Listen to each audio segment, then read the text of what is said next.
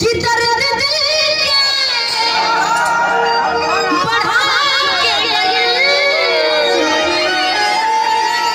हो पागल के बना के गए आई महियारपुर में कि 4 घंटा कि सबके पागल बना के गए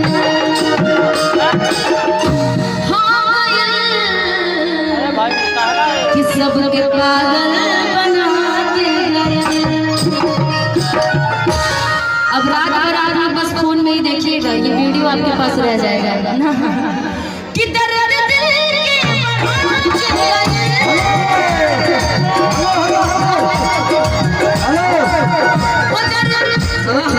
धीरे धीरे हम सबका प्यार है भाई। चंदन जी प्रधान जी ऐसे प्लीज भैया चंदन प्रधान जी की तरफ से बहुत सारा ए पैसा है तो रुक जाए करो भाई, सही बात। टकर टकर मत करते रहो। हम सबका चाहता हम सबों का प्यारा राजीव माय इवेंट के प्रोप्राइटर अच्छा चंदन प्रधान जी दिल्ली से दीपक जी के जितने लड़के हैं वो यहाँ पे प्यारी प्यारी मॉडलों को देख के कहेंगे जानते क्या? बताओ आपकी तरफ से क्या कहेंगे? बोलिए हाँ बोलो। तू हमारे जान हो तू ही परान हो, तू हमारे जान हो तू ही परान हो, कहो हो जाए के हो तेरी जिंदगी कहो तकार के हम दे देंगे एटी को भी करे जा यहाँ के सब लड़के बोल रहे हैं जानते हैं। तू हमारे जान हो कि तू ही परान हो, अब कहो तकार के हम दे देंगे सारे मिथिला के लड़के बोल रहे हैं अगर हम फेंक दी हले जाए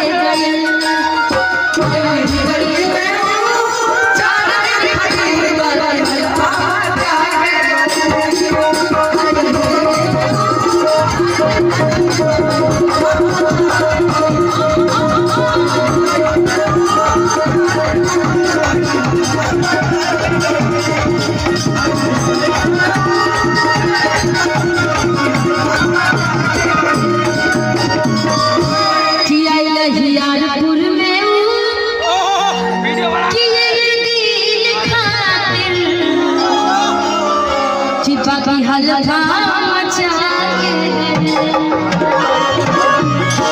बहुत बहुत शुक्रिया आप सभी को। एक गाने और आप